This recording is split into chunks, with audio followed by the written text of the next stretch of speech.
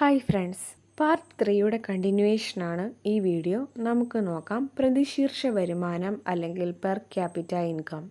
ഒരു സമ്പദ് വ്യവസ്ഥയുടെ സാമ്പത്തിക സ്ഥിതി മനസ്സിലാക്കുന്നതിന് നാം ഉപയോഗിക്കുന്ന മറ്റൊരു അളവുകോലാണ് പ്രതിശീർഷ വരുമാനം. ദേശീയ വരുമാനത്തെ രാജ്യത്തിൻ്റെ ആകെ ജനസംഖ്യ കൊണ്ട് ഹരിക്കുമ്പോൾ കിട്ടുന്നതാണ് പ്രതിശീർഷ വരുമാനം. പ്രതിശീർഷ വരുമാനം PCI ഈസ് ഈക്വൽ ടു ദേശീയ വരുമാനം ഡിവൈഡഡ് ബൈ ആകെ ജനസംഖ്യ. രാജ്യത്തെ ആകെ ജനസംഖ്യ ദേശീയ വരുമാനത്തെ അപേക്ഷിച്ച് വർദ്ധിക്കുകയാണെങ്കിൽ പ്രതിശീർഷ വരുമാനത്തിൽ എന്ത് സംഭവിക്കും? പ്രതിശീർഷ വരുമാനം കുറയും. ദേശീയ വരുമാനം കണക്കാക്കുന്നത് പ്രധാനമായും രാജ്യത്തെ സാമ്പത്തിക സ്ഥിതി മനസ്സിലാക്കാനാണെങ്കിലും ഈ ശ്രമകരമായ പ്രവർത്തനത്തിന് ഒട്ടേറെ പ്രായോഗിക പ്രയാസങ്ങളും പരിമിതികളുമുണ്ട്. ദേശീയ വരുമാനം കണക്കാക്കുന്നതിലെ പരിമിതികൾ എന്താണെന്ന് നോക്കാം.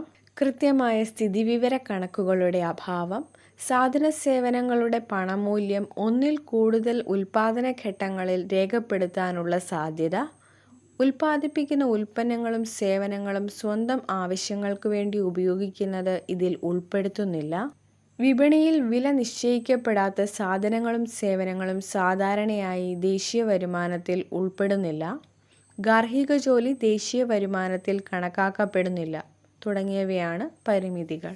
ഇത്തരം പരിമിതികൾ ഉണ്ടെങ്കിലും ഇവ പരമാവധി പരിഹരിച്ചുകൊണ്ട് ദേശീയ വരുമാനം കൃത്യമായി കണക്കാക്കുവാൻ നാഷണൽ സ്റ്റാറ്റിസ്റ്റിക്കൽ ഓഫീസ് ശ്രമിച്ചു വരുന്നു. ദേശീയ വരുമാനം കണക്കാക്കുമ്പോൾ സമ്പദ്ഘടനയിലെ വിവിധ മേഖലകളിലെ വരുമാനം രാജ്യത്തിൻ്റെ ആകെ വരുമാനത്തെ നിർണ്ണയിക്കുന്നതിനാൽ ഓരോ മേഖലകളെയും നാം ശക്തമാക്കേണ്ടതുണ്ട്.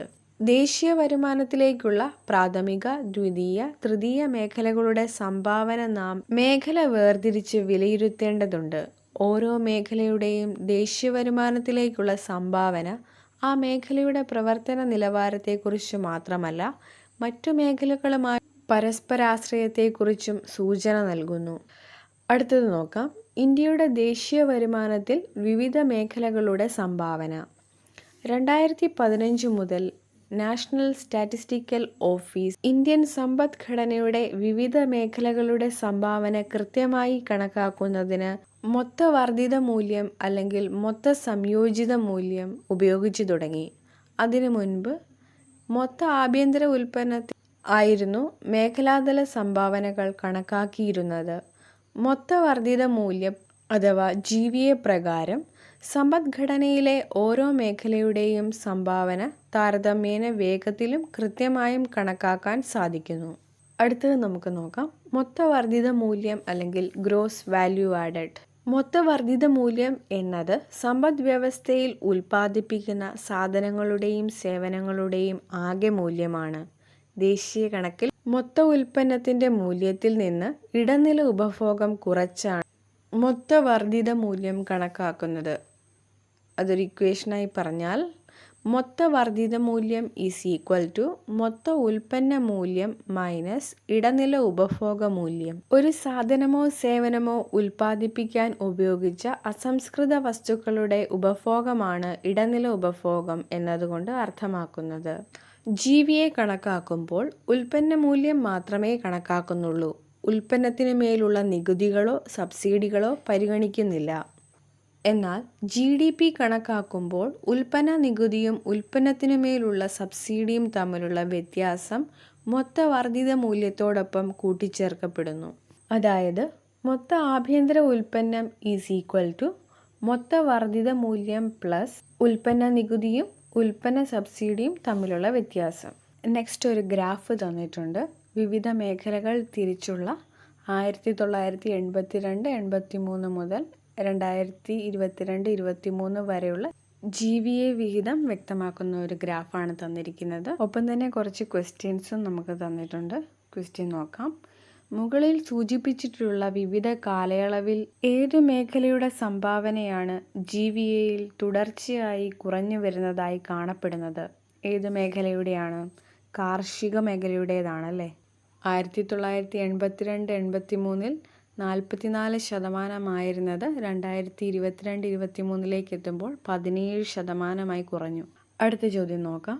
GVAയിലേക്കുള്ള വിഹിതത്തിൽ തുടർച്ചയായി വർധനവ് രേഖപ്പെടുത്തിയ മേഖല ഏതാണ്? സേവന മേഖലയാണ് അല്ലേ.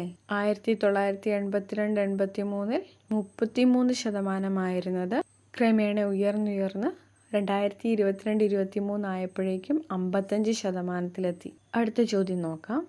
ഈ കാലയളവിൽ വിവിധ മേഖലകളിലെ GVA വിഹിതം വിശകലനം ചെയ്ത് കുറിപ്പ് തയ്യാറാക്കുക. ആദ്യം നമുക്ക് കാർഷിക മേഖല എടുക്കാം. 1982-83 44% തുടർന്നുള്ള വർഷങ്ങളിൽ കുറഞ്ഞ് 2022-23 ആയപ്പോഴേക്കും 17% എത്തി നിൽക്കുന്നു. കാർഷിക മേഖലയുടെ സംഭാവന പകുതിയിലും താഴെയായി തീർന്നിരിക്കുകയാണ്.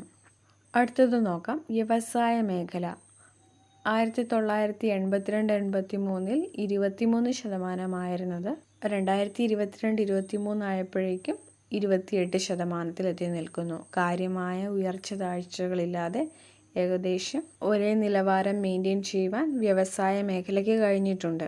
അടുത്തത് നോക്കാം. സേവന മേഖല 1982-83 33% സേവന മേഖല 2022-23 എത്തുമ്പോഴേക്കും 55% ഉയർന്നു. വർഷങ്ങൾ പിന്നിടുന്തോറും സേവന മേഖല ഒരു ഗ്രാജ്വൽ ഗ്രോത്ത് കൈവരിക്കുന്നതായി നമുക്ക് ഈ ഗ്രാഫിൽ നിന്ന് മനസ്സിലാക്കാൻ സാധിക്കും. അടുത്തത് നമുക്ക് സംസ്ഥാനത്തിൻ്റെ മൊത്ത വർദ്ധിത മൂല്യം നോക്കാം. Gross state value added GSVA എന്നാണ് പറയുന്നത്. താഴെ തന്നിരിക്കുന്ന ഗ്രാഫിൽ 2019-2020 മുതൽ 2022-23 വരെയുള്ള കേരളത്തിൻ്റെ മൊത്ത വർദ്ധിത മൂല്യത്തിൻ്റെ ഗ്രാഫിക്കൽ റെപ്രസെൻറ്റേഷനാണ്. നമുക്ക് നോക്കാം. അതിനോട് ചേർന്ന് കുറച്ച് ചോദ്യങ്ങളും നൽകിയിട്ടുണ്ട്. ആദ്യത്തെ ചോദ്യം നോക്കാം. പ്രാഥമിക മേഖലയുടെ സംഭാവനയിൽ 2019-20കളിൽ നിന്നും 2022-23 കാലഘട്ടമായപ്പോൾ സംസ്ഥാനത്തിൻ്റെ മൊത്ത വർദ്ധിത മൂല്യത്തിൽ എന്ത് മാറ്റമാണ് കാണാൻ സാധിക്കുന്നത്? പ്രാഥമിക മേഖല ഏതാണ്? കാർഷിക മേഖലയാണ്.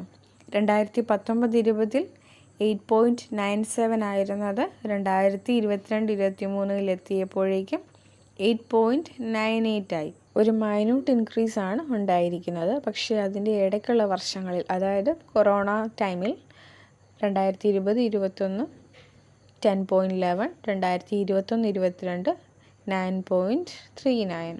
അടുത്ത ചോദ്യം നോക്കാം. 2022-23 കാലയളവിൽ കേരളത്തിൻ്റെ മൊത്ത വർദ്ധിത മൂല്യത്തിൽ കൂടുതൽ സംഭാവന നൽകിയ മേഖല ഏതാണ്? സേവന മേഖലയാണല്ലേ. 62.62% സേവന മേഖലയുടെ സംഭാവന. അടുത്ത ചോദ്യം നോക്കാം. ഗ്രാഫ് വിശകലനം നടത്തിയപ്പോൾ ദ്വിതീയ മേഖലയുടെ സംഭാവനയിൽ ഏത് തരത്തിലുള്ള മാറ്റമാണ് പ്രകടമായത്? 2019-20 കാലഘട്ടത്തിൽ 26.82% ആയിരുന്ന ദ്വിതീയ മേഖലയുടെ സംഭാവന 2020-2021 29.43% ഉയരുകയാണ് ഉണ്ടായത്. തുടർന്ന് വരുന്ന വർഷത്തിൽ അത് 28% കുറയുന്നു. തൊട്ടടുത്ത വർഷം 0.4% ഉയർന്ന് 28.4% എത്തി നിൽക്കുന്നു. നമ്മളിപ്പോൾ 2 ഗ്രാഫുകൾ കണ്ടു കഴിഞ്ഞു. ഇന്ത്യയുടെയും കേരളത്തിൻ്റെയും മൊത്ത വർദ്ധിത മൂല്യത്തിൽ വിവിധ മേഖലകളുടെ സംഭാവനകൾ. ഈ 2 ഗ്രാഫിൽ നിന്നും നമുക്ക് എന്ത് മനസ്സിലാക്കാം? മൊത്ത വർദ്ധിത മൂല്യത്തിൽ തൃതീയ മേഖലയുടെ സംഭാവന മറ്റു മേഖലകളെ അപേക്ഷിച്ച് കൂടുതലാണ്. ഇതിനുള്ള കാരണങ്ങൾ എന്തൊക്കെയൊന്ന് പരിശോധിക്കാം. ആരോഗ്യ മേഖലയുടെയും വിദ്യാഭ്യാസ മേഖലയുടെയും പുരോഗതി ഉറപ്പാക്കിക്കൊണ്ടുള്ള പ്രവർത്തനങ്ങൾ, രാജ്യത്തിൻ്റെ വ്യാപാര വാണിജ്യ മേഖലകളെ മുന്നോട്ട് നയിക്കുന്ന ബാങ്കിംഗ്, ഇൻഷുറൻസ് സംവിധാനങ്ങളുടെ വളർച്ച, ഗതാഗത വാർത്താവിനിമയ മേഖലകളുടെ വളർച്ച, വിനോദസഞ്ചാര മേഖലയുടെ വളർച്ച, അറിവധിഷ്ഠിത വ്യവസായങ്ങളുടെ വളർച്ച, ഇവയെല്ലാം GVA വിഹിതത്തിലേക്കുള്ള തൃതീയ മേഖലയുടെ സംഭാവന വർദ്ധിച്ചു വരുന്നതിന് കാരണമാകുന്നു. ഈ വീഡിയോയിൽ നമ്മൾ ഇത്രയുമാണ് നോക്കുന്നത്. ബാക്കി നമുക്ക് അടുത്ത ക്ലാസ്സിൽ നോക്കാം. താങ്ക്